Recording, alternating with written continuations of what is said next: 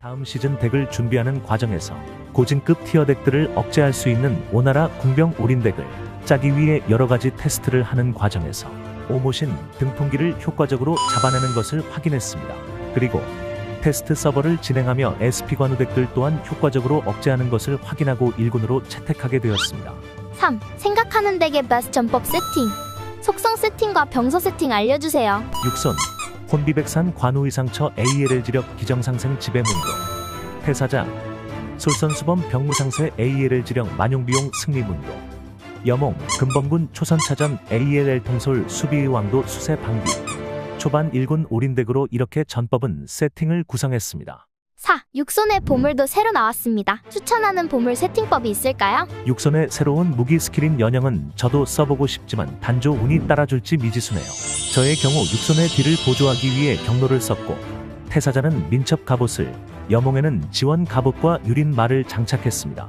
개인적으로는 경로의 유무가 이 덱의 성공과 실패를 좌지우지할 만큼의 비중은 아니라고 생각하지만 확실히 있고 없고의 차이는 있다고 느껴졌습니다. 대신 여몽의 지원 갑옷과 유린말은 필수라고 생각합니다. 5. 고점과 저점에 대해 알려주세요. 고점 오모신 등풍기의 경우 우세무 또는 승리 확률이 매우 높은 편이고 교복 강제방의 경우 아주 우세하나 단 잠피 강제방 상대로는 열세입니다. 정관순을 포함한 모든 SP 관우 창덱 상대로도 승률이 매우 높은 편입니다. SP 주육로 SP 주육정 상대로도 대부분 우세무였던 것으로 기억합니다.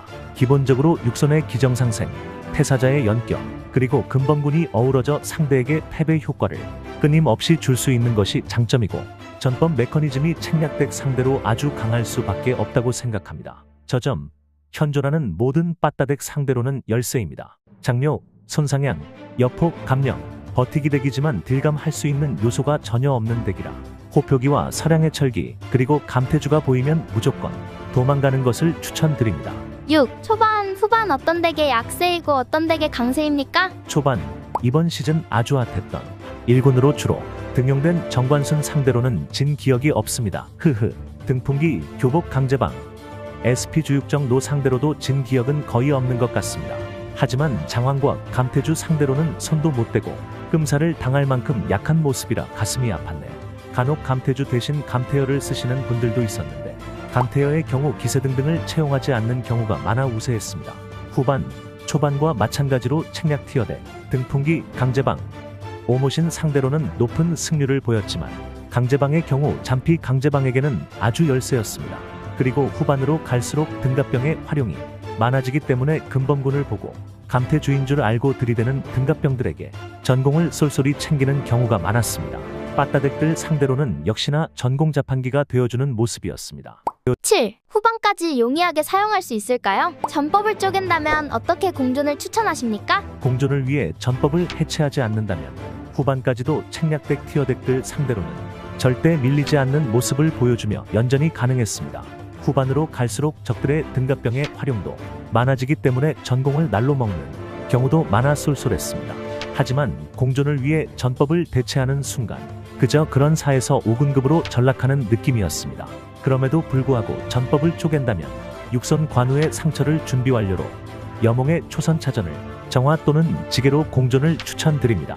8. 육손덱은 연소 가치가 충분히 있는 레어덱으로 볼 수 있습니다. 유견호, 육정로에 비해 어떻다고 평가하십니까? 유견호, 육정로와 육태여를 고민하신다면 자신있게 육태여를 쓰시라고 말씀드리고 싶습니다.